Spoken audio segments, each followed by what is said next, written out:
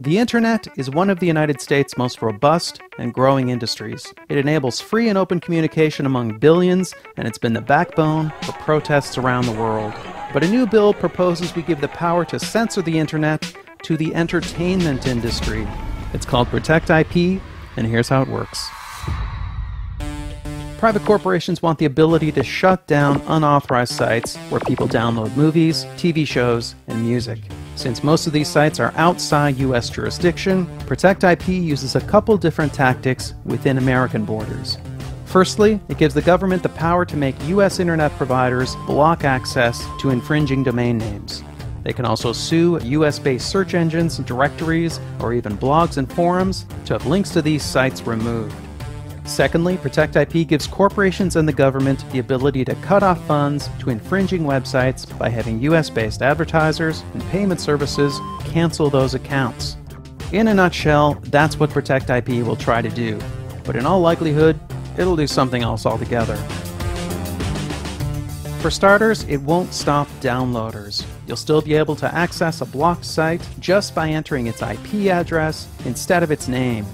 What Protect IP will do is cripple new startups because it also lets companies sue any site they feel isn't doing their filtering well enough.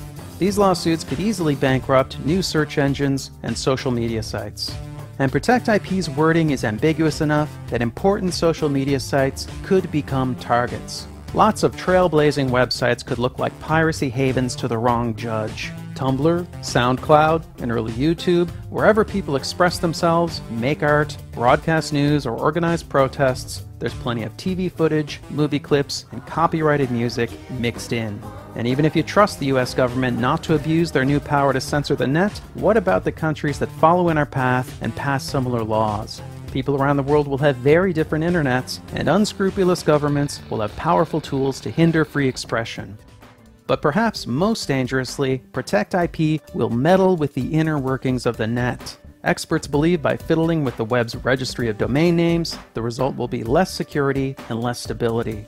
In short, Protect IP won't stop piracy, but it will introduce vast potential for censorship and abuse while making the web less safe and less reliable.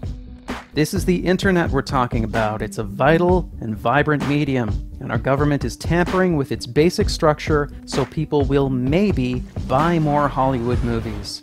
But Hollywood movies don't get grassroots candidates elected. They don't overthrow corrupt regimes, and the entire entertainment industry doesn't even contribute that much to our economy. The internet does all these and more. Corporations already have tools to fight piracy. They have the power to take down specific content, to sue peer-to-peer software companies out of existence, and to sue journalists just for talking about how to copy a DVD. They have a history of stretching and abusing their powers. They tried to take a baby video off YouTube just for the music playing in the background. They've used legal penalties written for large-scale commercial piracy to go after families and children. They even sued to ban the VCR and the first MP3 players. So the question is, how far will they take all this? The answer at this point is obvious. As far as we'll let them.